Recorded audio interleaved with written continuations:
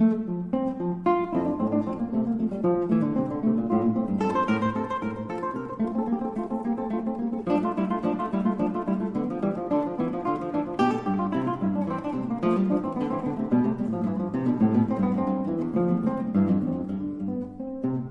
are in Exodus chapter 7.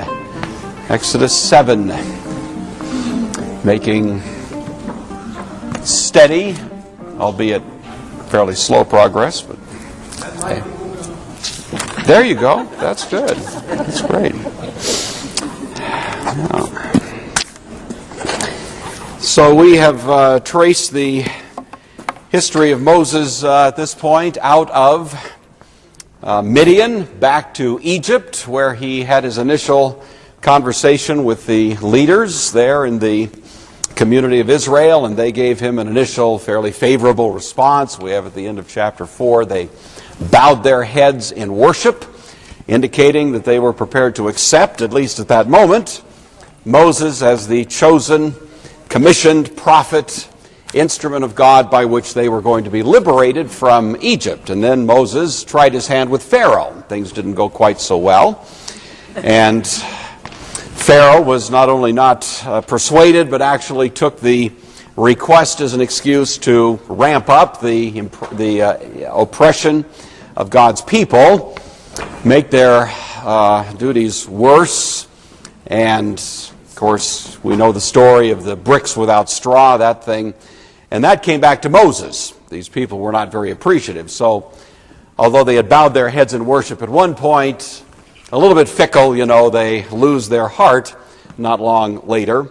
And Moses himself loses a little bit of heart. So we saw last week at chapter 12 of verse 6, Moses is back to whining about his lack of ability to speak, And so that verse, you recall from last week, Moses spoke to the Lord, "The Israelites haven't listened to me. How then will Pharaoh listen? Poor speaker that I am." We thought we'd put that to bed way back at the burning bush, but now Moses, of course, and we were mentioning last week, I think the unspoken line in that was, "I told you so. Lord, didn't I say that this was never going to fly? You need to find somebody who's got some more horsepower than I do in order to pull this thing off." And so that's where the action stopped. And then you may recall last week we went into this little bit of a digression based on the text in which we look at the genealogy of Moses. And we noted, of course, at that point that Moses, at least by this genealogy, which is probably correct, was the great grandson of Levi. So the connections there are a little tighter than sometimes is allowed. And again, it suggests that it was a shorter period of time overall that the people of God were in Egypt. That brings us to chapter 7, and we're going to pick up at verse 28. But I want to, with your permission, engage in a little bit of shameless self-promotion. I don't do this very often, but I'm very happy to say that this particular tome that I've been working on for about, 9 years, longer than anybody should have to work on a book, is finally here.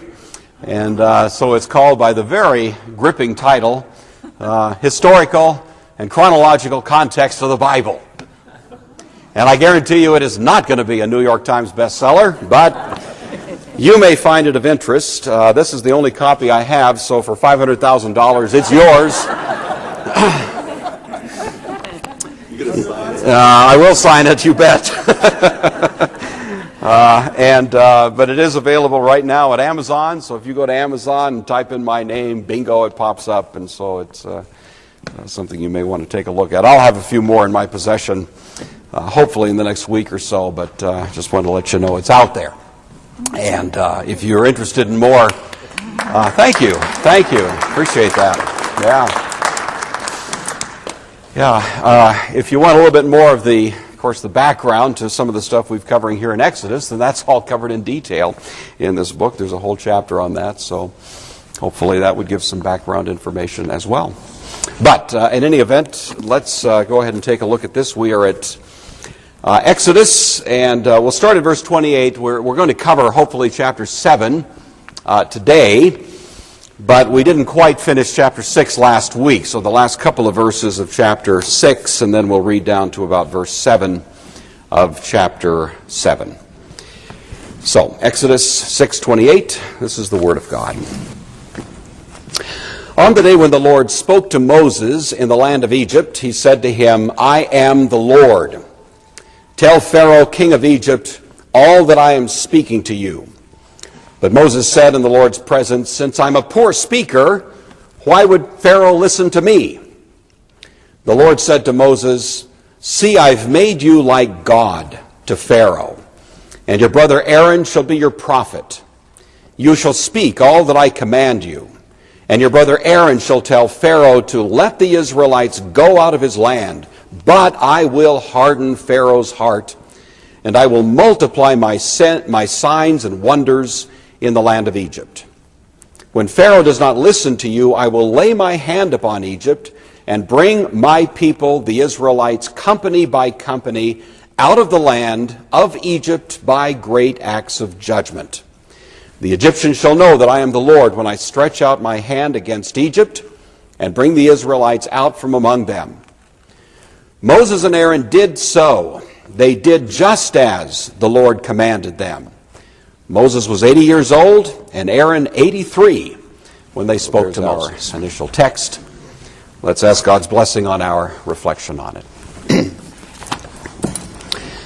Father in heaven, we do give you thanks for this unfolding drama which continues to not only reverberate through the pages of Scripture, but even into our own time, into our own understanding of that which you've done in our own lives. We pray that as we continue to work our way through this story of redemption and liberation, that we would see in it the very anticipation of the way that you have reached and liberated each of us.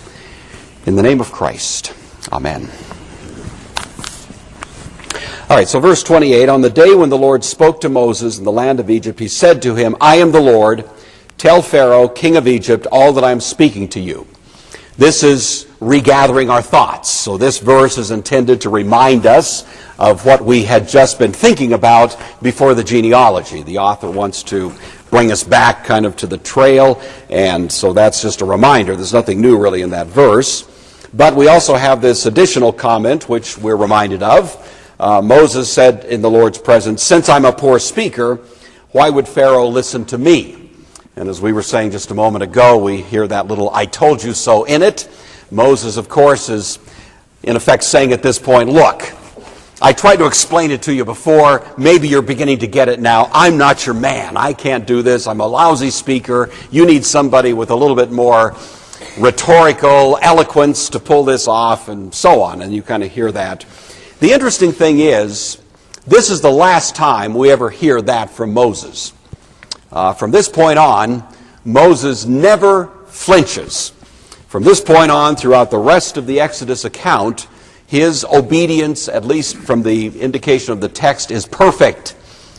He does mess up later.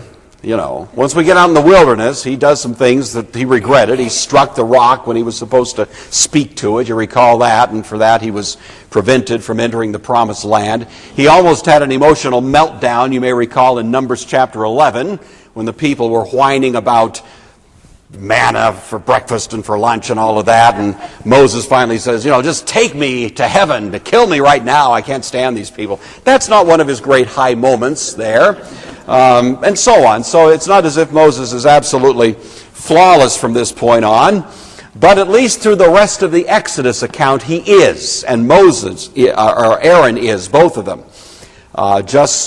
Stay to the task. And so this is the last time, and it's almost as if you would think at this moment God does something. As if there's some kind of new infusion of power or some new perspective or something that seems to happen as a result of these next statements that God makes to him. So that's speculation, but see what you think.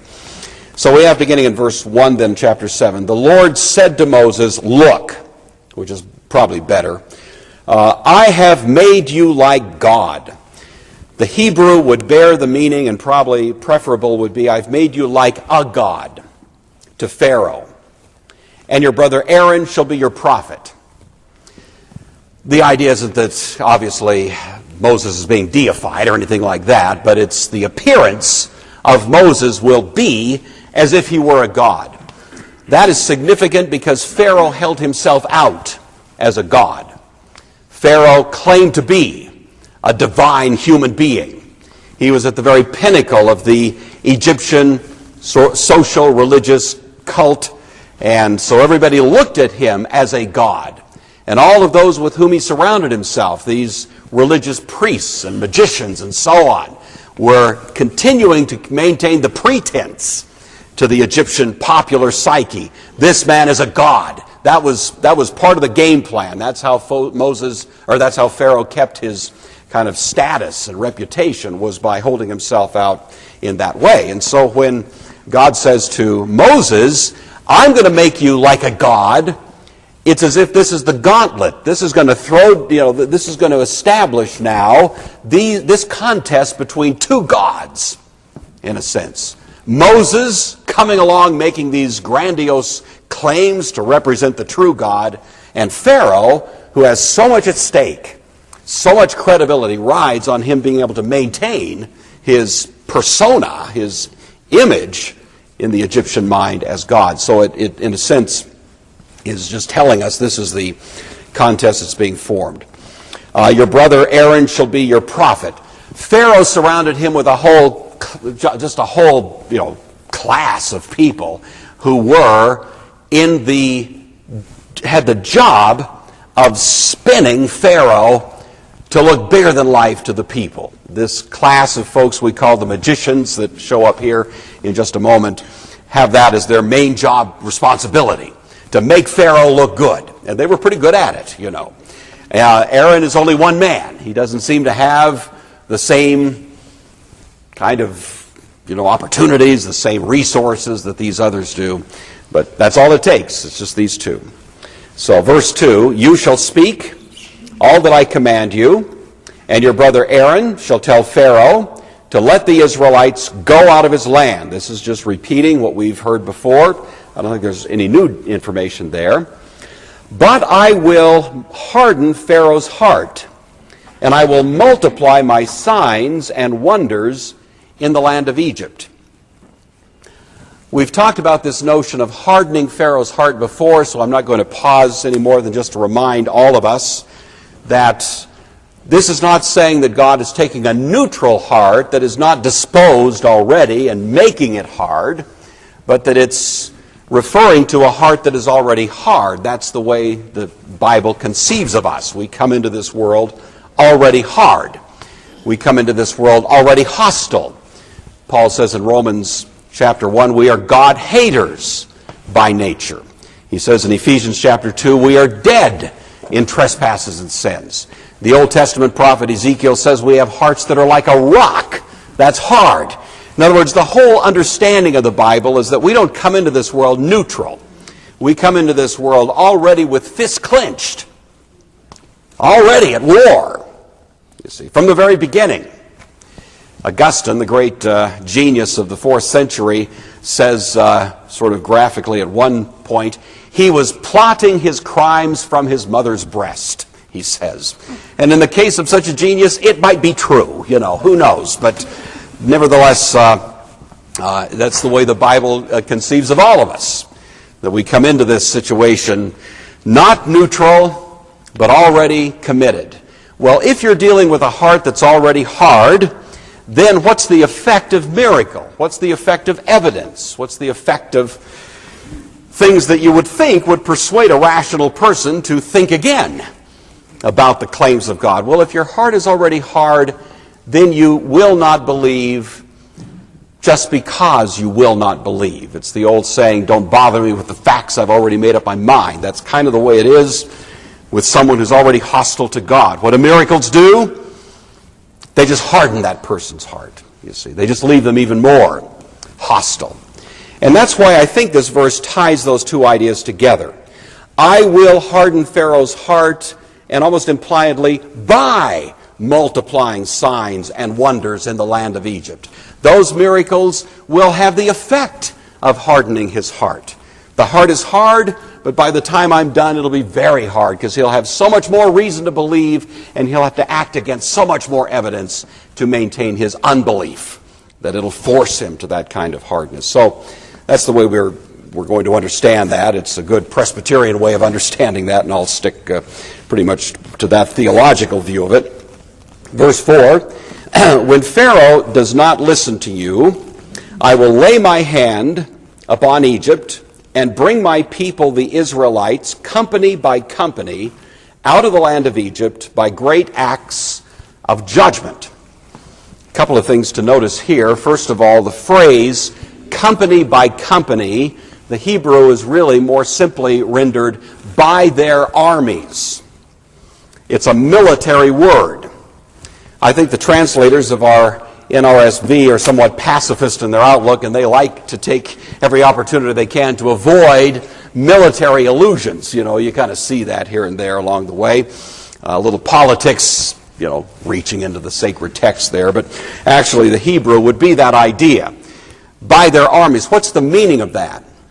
The idea is that Israel is going to leave Egypt as an army, not as a bunch of fugitives, not as a bunch of criminals, not as a bunch of people trying to get out under the radar, sneaking, skulking off, trying to not be noticed as if this were some kind of embarrassing thing. No, they're going to leave with their heads high. They're going to leave with dignity. They're going to leave in an orderly fashion. They're going to leave with a certain amount, in a good sense of the word, pride.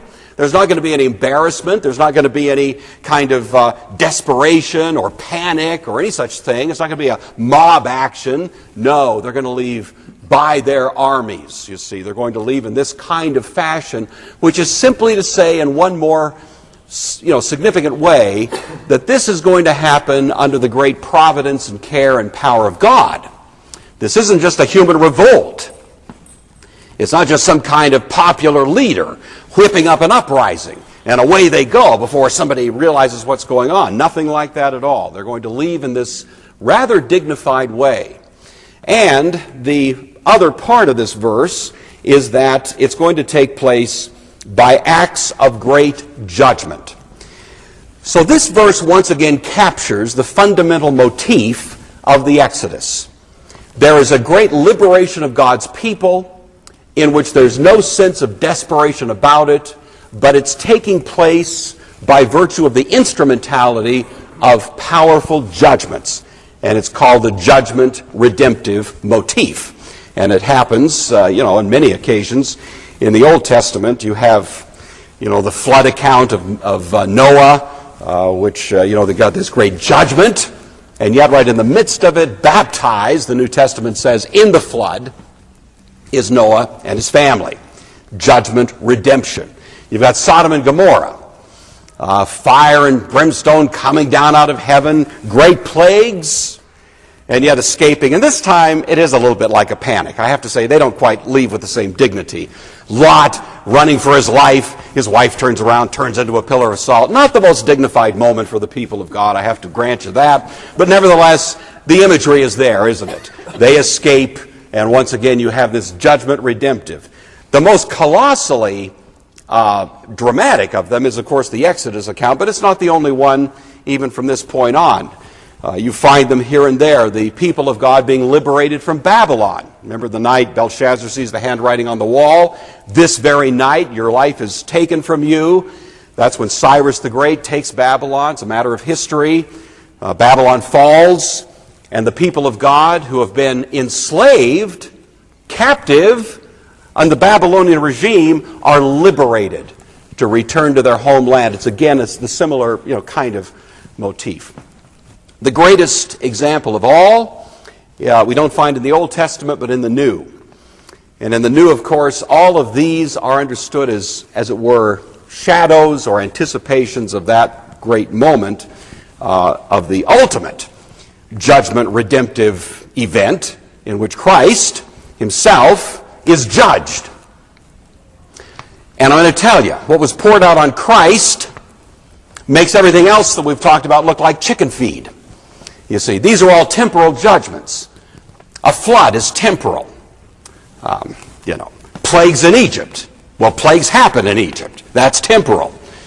But what was poured out on Christ was the wrath of God comparable to what we call hell. That he was atoning not just for a kind of temporal exposure to wrath, but it was the wrath of God, in a sense, expressed in its eternality that's poured out there on Christ. If the classic view of the church is correct, that was an atonement in which Christ was standing in hell itself. Great. And yet, what is it? It's the greatest act of mercy in the Bible, you see. It's judgment, redemption. Great judgment, and yet in the midst of it, great redemption. And you might say the Exodus, all of these other things are in a sense pointers to that great moment when the most colossal judgment redemptive event took place. Christian baptism is a celebration of that very idea. In baptism, figuratively, we are buried with Christ. Paul says, Romans chapter 6, judgment. And yet in the very same event, we are raised to newness of life, mercy, redemption. So the picture we have here, of course, runs through the Scriptures. And this particular verse, I think you'll see, combines both ideas in a very graphic way. I will bring my people out with dignity, like an army, you see. But I'm going to do it in the very midst of judgment, plagues that fall on Egypt. All right, verse 5.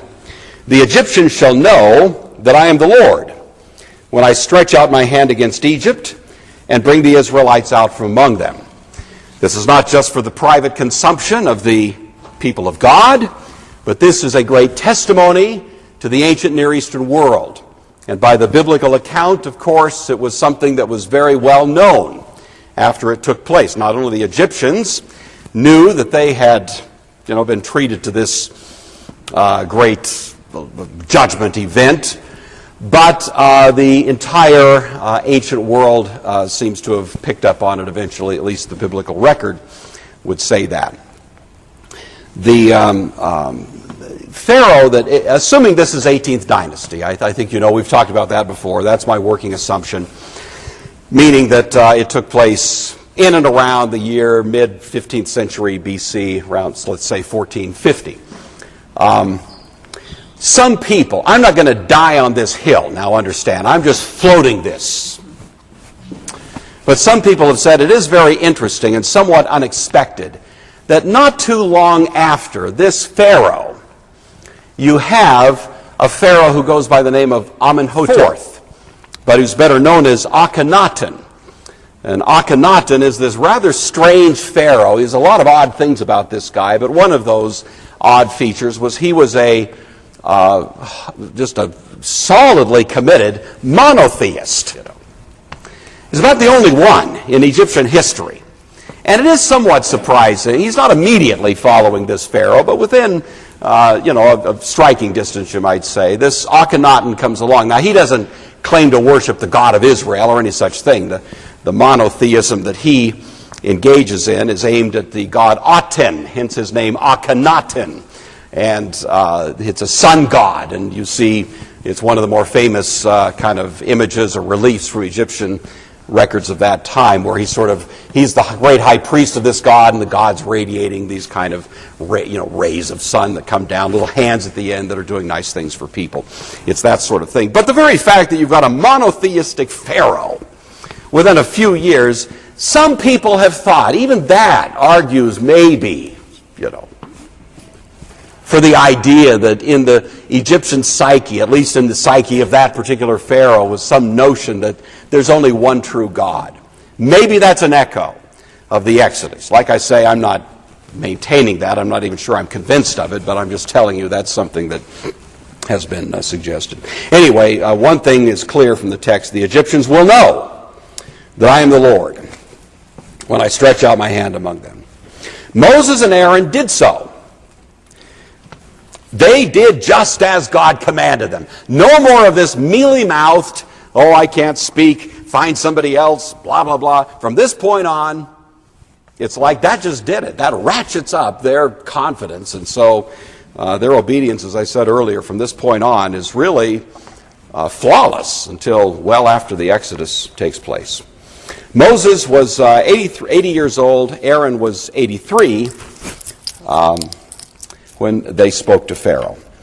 We mentioned once before, I think you recall, that the life of Moses can be divided into about 3 chapters in round numbers. These probably aren't exact, but round numbers. 40 years in Pharaoh's household, 40 years in exile in Midian, now 40 years, which are the 40 years, of course, that will make Moses the famous man that he is when he's with the people of God. So we're now starting this last 40-year era. All right, verse 8. The Lord said to Moses and Aaron, "When Pharaoh says to you, 'Perform a wonder,' then you shall say to Aaron, 'Take your staff and throw it down before Pharaoh, and it will become a snake.'" So Moses and Aaron went to Pharaoh and did as the Lord had commanded. Aaron threw down his staff before Pharaoh and his officials, and it became a snake. Which would get my attention, actually, to be honest with you. Pharaoh summoned the wise men and sorcerers, this kind of cadre of people that he surrounds himself with. And they also, the magicians of Egypt, did the same by their secret arts. Each one threw down his staff, and they became snakes. But Aaron's staff swallowed up theirs. Still, Pharaoh's heart was hardened, and he would not listen to them as the Lord had said. Humor, and isn't there? That is a little bit of a funny text, you have to say, on the face of it. Aside from what it's purporting to, represent to us as an event in history, there's a little bit of humor in it you just have to recognize. The Lord said to Moses and Aaron, "When Pharaoh says to you, 'Perform a wonder,' then you shall say to Aaron, 'Take the staff, throw it on the ground, it'll become,'" and the Hebrew word here for snake is a little different word from the one that's used thereafter. It actually means something like a monster. It's a broad word. It can stand for more than just a snake like a serpent. I frankly don't know. Commentators don't help me much here as to why a different word is used, so if any of you get an insight of genius here, be sure to share it. But it's a different word, slightly different word. It'll become a serpent, a snake. This is to be expected. Moses is going to go to Pharaoh, and Pharaoh would likely ask for some kind of credentials. For Moses to claim to represent a god, or virtually to claim to be a god in a sense, you would expect him to be able to do something that would be persuasive, sort of testing to the claims that he's making. That would be to be expected, and so there's nothing unusual in the text anticipating that would be the case. Moses is told to have Aaron throw his staff down before Pharaoh, and it'll become a snake. Now, I'm just going to tell you, I'm going to use a word here, you may not like it, but this is magic. This is a magic trick, and it may be miraculous, I assume it is, I take the text at face value, but the nature of the thing that's happening is not like a lot of miracles that happen in the Bible. It's not a miracle of healing. It's not a miracle of benevolence. The miracles of Jesus invariably were miracles that had a practical, positive effect in people's lives. With even walking on water, I guess you would say that. Throwing a stick on the ground and having it turn into a serpent isn't quite like that, is it? Jesus never does that, does he? He never says, "Hey, watch this, guys." It never happens. He's not in the business of just impressing us with his, miracle-working powers. It is an unexpected kind of miracle. But when we see it in the context of Egyptian culture, it becomes very expected, because that's what these guys were good at. These magicians that surrounded Pharaoh were good at magic. That's what they did, and that's what they did well, and that's how they had maintained the pretense of Pharaoh being a kind of human god all through the generations, was they had a very well-developed, keenly established kind of skill at doing this sort of thing. So, in the sense that it's a confrontation between two, in quotes, gods, we can see why it might happen this way.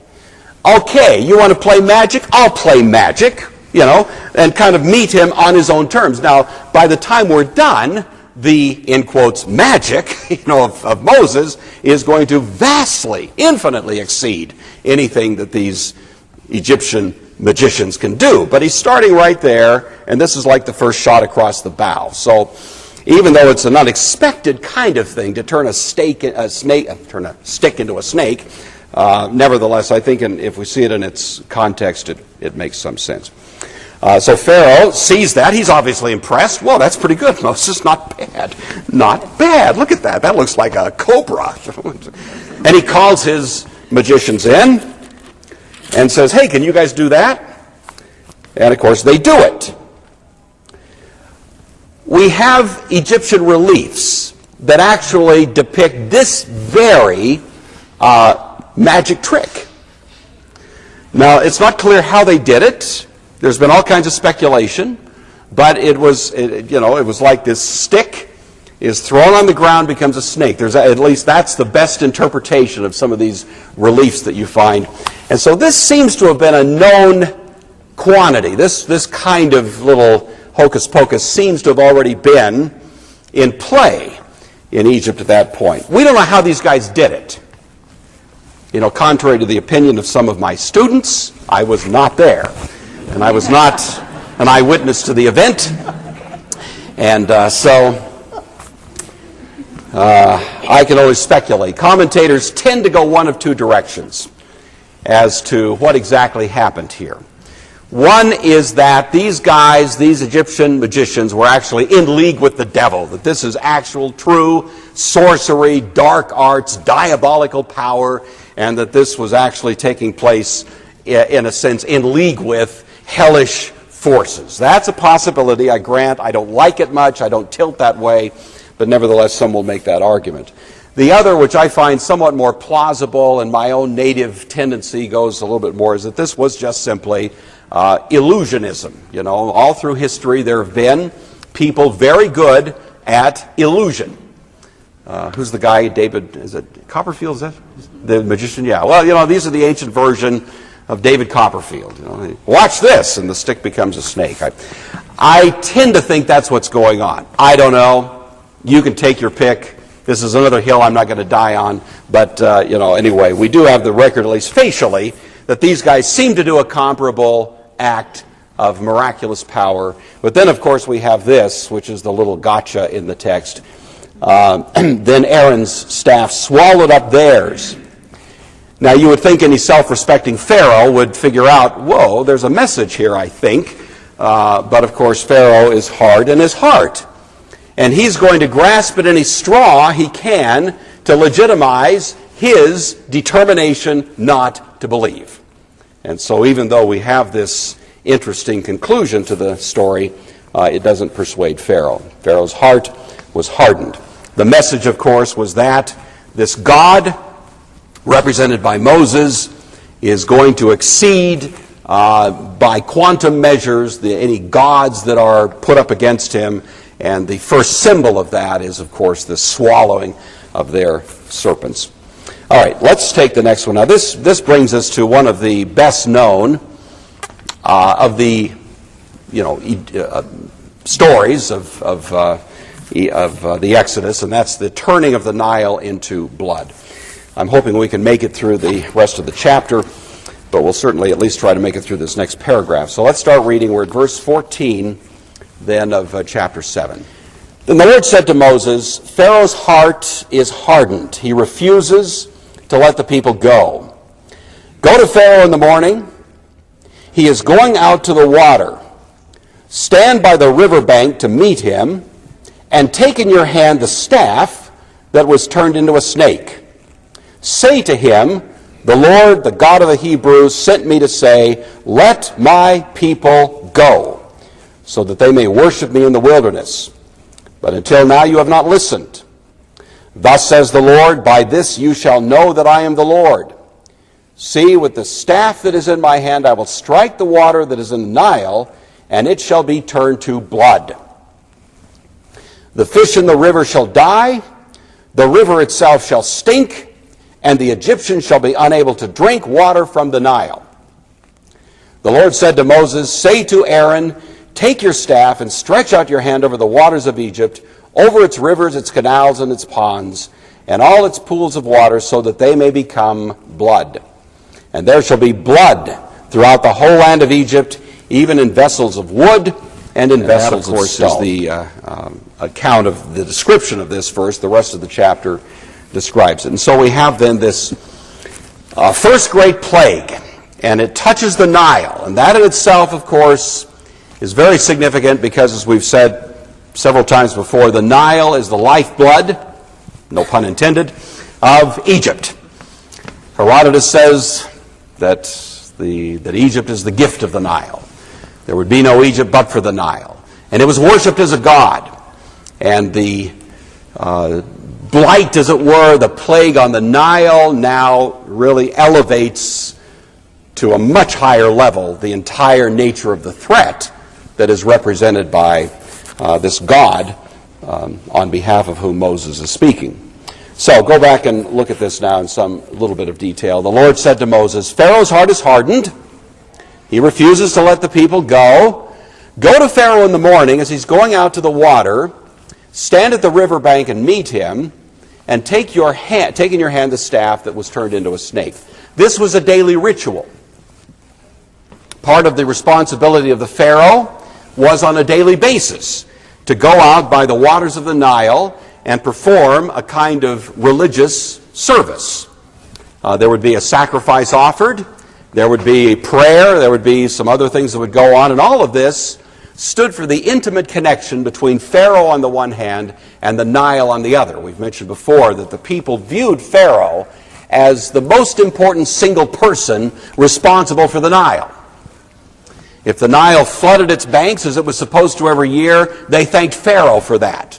On the other hand, if the Nile didn't, perform as expected, Pharaoh would tend to get the blame. But the idea of the association between Pharaoh and the Nile was very much in the minds and hearts of the Egyptian people, and to continue to solidify that, every morning Pharaoh would go out and he would do this kind of religious service. It was usually well attended. The people in that region would gather. And so it was like a little religious service in the morning, you see, and they would come and they would observe this, and this was part of the religious cult there that was going on in Egypt. So it's, in a sense, what's happening is Moses and Aaron are attending Pharaoh's church service. I don't know what pew they were in, but they just come in probably and sit down and whatever, however the thing took place, and wait till an appropriate moment, and all of a sudden they just kind of stand up in the middle of the service and challenge Pharaoh. He's in control. He's got everything in hand. He's doing what he's supposed to do. And all of a sudden you got these two people now confronting him right there in the middle of the service, which is intended to be embarrassing. You see, it's intended to be a public confrontation between Moses now and the God he represents and Pharaoh at the moment of his, supposedly greatest prestige as the very priest, as it were, of the gods of Egypt, meeting this challenge from Moses. So that's the setting I think we should have in our minds here. So stand up and then say this. He's saying it publicly, so it's not simply to Pharaoh, it's to all of those who were there, all of them hearing it now. The Lord, Yahweh, the God of the Hebrews, sent me to you to say, let my people go, so that they may worship me in the wilderness. But until now, you've not listened. Everybody's, of course, listening to this. Thus says the Lord, by this you shall know that I am Yahweh. See, with the staff that is in my hand, I will strike the water that is in the Nile, and it will be turned to blood. Okay, so we'll dismiss now and pick this up when I figure it out. All right, well, we have this very interesting reference to blood. The Nile becomes blood. I think there have been a variety of attempts to explain what's going on here. The first one I'm going to call, I don't mean this disparagingly at all, I hope you get this, I'm going to call it the Sunday school explanation. Because, friends, that's what I learned in Sunday school. And it was simply this. You would call it fiat miracles. that God just did these things. Moses, invokes the power of God, and the Nile became blood, for Pete's sake. That's what it was. That's what I learned in Sunday school, and that's what my teacher said, and I still have a lot of sympathy for that. So if you want to just know, I don't necessarily, I'm not determined, beyond all consideration that's what happened, but we're going to call that a fiat miracle. So we'll leave that over there. Now on the other end, we're going to have what you'll call, I'm just going to call skepticism. How do you spell skeptical? Skeptical. There. You would find this, of course, in fairly liberal, approaches to this text. And usually they go something like this. Usually, of course, they put it at a later date. We've talked about that, the whole dating issue earlier, before this morning. They would usually put it out under the 19th dynasty, Ramses II, or sometime in that time frame. There's no indication whatsoever under the reign of Ramses II. He started strong and got stronger. There's no intimation that there was any kind of upset. He fought successfully at Kadesh, the Hittites, and he did a bunch of stuff. And basically, he was a pretty remarkable king. And there's nothing to suggest in his reign that there was some sort of cataclysmic upheaval, And so usually those who put it later have to deal with the fact that the biblical account seems at best exaggerated, if not fully fabricated.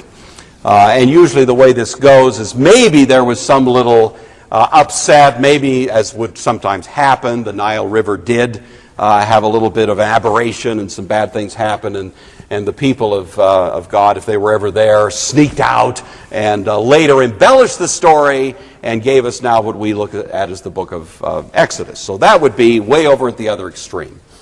I don't buy that one, but nevertheless that's out there and is accepted by a good many people. In the middle is kind of a set of explanations that I'm going to just put under the general term nature. Calling these kind of nature miracles, and there's several ways that this is done. I know that the first time I was confronted with this, I was quite upset. This is back when I was in college, and I thought, well, that's just denying the Bible, and I got real juiced up about it, I'm not quite so juiced up about it now. I'm actually willing to consider this. I'm not teaching it, but you may want to think about it. Some of you may already kind of view it this way. The thing that's intriguing about the plagues, and we're going to look at this in some detail as we go along. I'm not an expert on this stuff. It's like an ecological study, really. But the thing that's intriguing, and I think even just a reader of the text, whether or not you've got scientific sophistication or not, you do notice there is a strange kind of logic to these plagues. That there is a sense in which you almost intuitively sense that one could follow from the last one. And those who've looked at this very, very carefully and who do have the requisite expertise have, at least in some cases, become fairly convinced that that is what's going on, that what we have here is a series of plagues that actually look a little bit like ecological dominoes, in which each one would sort of create the environment by which the next one would occur. But you might say they're ecological dominoes on steroids. It's just like over the top. This is taking what actually can happen and has indeed happened. This is, I think, what's interesting. All of these plagues are documented otherwise in Egyptian history, just not quite at the level of drama that we find here in the book of Exodus. And so what we're dealing with is not unprecedented. That's what's interesting, and that's what's gotten some people thinking, well, maybe what we have here are not exactly just fiat miracles, such as I learned in Sunday school, and maybe you did too, but what we have here would be miracles in which God is using natural forces, but manipulating them in a dramatic way to accomplish his purposes. Now again, if you like that, that's wonderful. If you don't like it so much, God bless you, that's fine too. I'm just trying to moderate the debate here a little bit. But it raises the question, then how do we deal with this first? If that's what we're talking about, the Nile becomes blood, then what would that be? If we're talking about some kind of natural phenomenon, then what might that look like? There have been two theories here. there's been more than this, but two that are have been especially appealing. One is that this represents an outbreak of a kind of red algae that actually has happened in Egyptian history from time to time. I don't know how you spell algae. A-L-G-I-E? Is that it? A-E. When in doubt, scribble.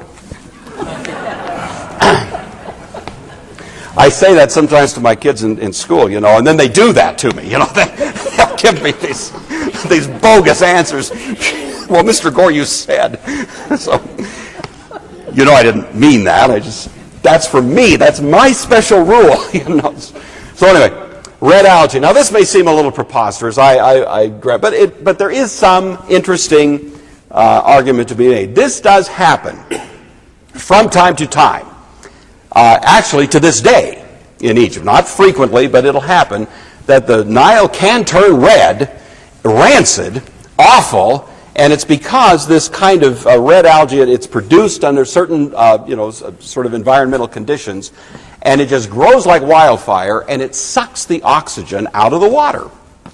And the fish die, because fish, believe it or not, need oxygen. And so it has exactly the effect that's being described here.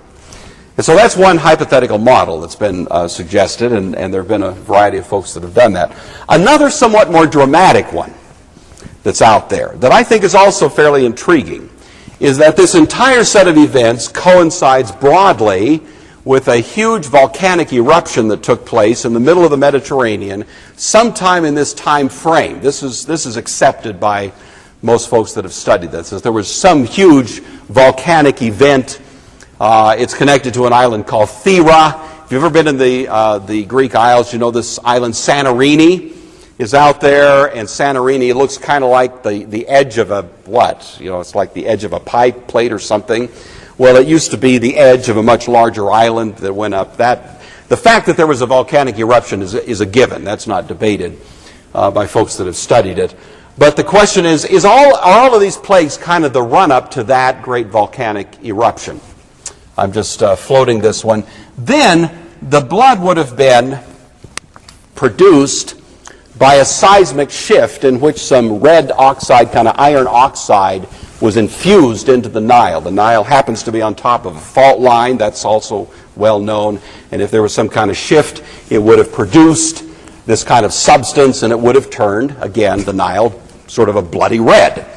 And it would have had the same effect. It would oxidize the water, and it would cause the oxygen content to deplete rapidly, and the fish would die rapidly. So the other we're going to call the iron oxide theory. All right. History Channel has done stuff on this. There's books published on it. Probably one of the most well-known Old Testament Egyptologists. I shouldn't say Old Testament. I'll just say Egyptologist. He's not really an Old Testament scholar as such. Is a guy by the name of Kenneth Kitchen. He's at Liverpool University, older guy now. He's written voluminously on the ancient Near East. He's considered an expert. He's not certainly a Bible-banging fundamentalist by anybody's measures. I don't know what his personal faith is. I don't have any idea what that is. But he has written on this and argued rather strenuously that he believes that the events of the book of Exodus did take place, and they did take place pretty much in the proportions that are described, and that they do represent a kind of natural set of causes and effects in the ecology of that region at that time, and he, would therefore concur. I don't think he does that to be an apologist for the biblical message. I think he's just observing that would be the case. There's one other document that's been interesting called the Ipuwer document, I-P-U-W-E-R. That is a document from Egyptian history sometime, broadly speaking, in this time frame.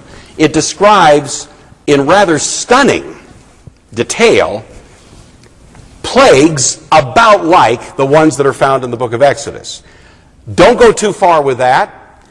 I don't think you can say with a straight face it is describing the Exodus. I think there's problems with that theory. But that there are phenomena that basically correspond to the kinds of things we find in the book of Exodus is plain even to a casual reader. If you want more on that, go home, Google Ippawar. It'll pop up and you'll get all the information you want on that and a lot more. But one of the hypotheses that has certainly been floating around is you do have a kind of external, separate corroboration of the sorts of phenomena that are described here. So, allowing hypothetically that may have been what happened, we would say this still qualifies as miraculous. I don't think, we have to sacrifice that idea, but that it becomes, as I said earlier, a case of God manipulating, if you will, nature to accomplish purposes. And if that's true, in some ways, there's a great appeal to that. Because the Egyptians worshiped their nature. They had a god that was shaped like a frog, That would make them rethink their worship, wouldn't it? When frogs come crawling out and they find them in their kitchen sink, But it's like this whole thing is a parody on all of that which the Egyptians believed that they had such control of. All of it mocks them to have all of the things that they by nature celebrate, as it were, rising up against them in a great chorus of kind of an ecological chaos.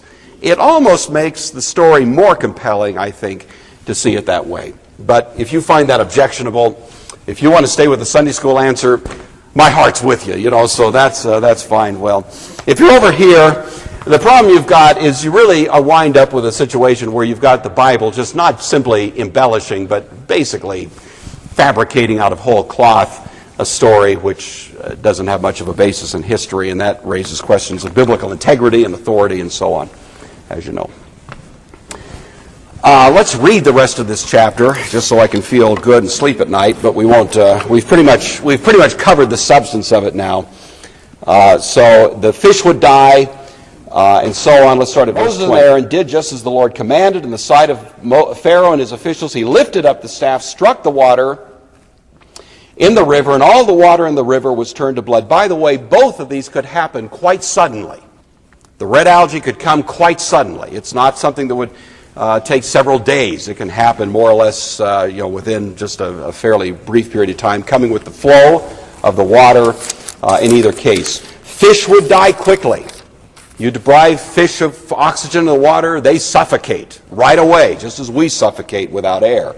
And so this could happen in a somewhat rapid way, as the text implied. The fish in the river died. The river stank so that the Egyptians could not drink its water. There was blood throughout the... By the way, the use of the word blood, you might think, well, hey, it says blood. What part of blood don't you get? Well, the Bible will often speak phenomenologically. It will often describe things as they appear rather than as they are. That's a common biblical figure of speech, and certainly we grant that at other times in the Bible. I think for the word blood here to mean appeared to be blood is perfectly within legitimate hermeneutical parameters here, so I'm not going to get too excited about that one, but suit yourself there. There was blood throughout the whole land of Egypt. The magicians of Egypt did the same by their secret arts, so that the heart of Pharaoh was hardened. Where did they get the clean water?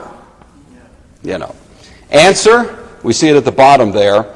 The Egyptians, this is verse 24, the Egyptians had to dig along the Nile for water to drink, because you see, the well water would not be affected by this, only the Nile.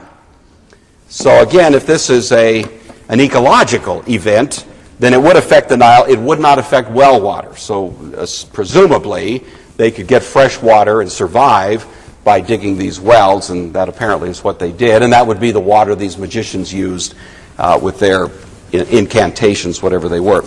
The other little detail I left unaddressed, and let me just, I'm keeping it a little bit long here, but if you jump back up to verse 19, it says, over the rivers, its canals, its ponds, its pools of water, so that they may become blood, and there shall be blood throughout the whole land of Egypt, even the vessels of wood and vessels of stone. That sounds a little bit like it's beyond the Nile, but again, it is not necessarily.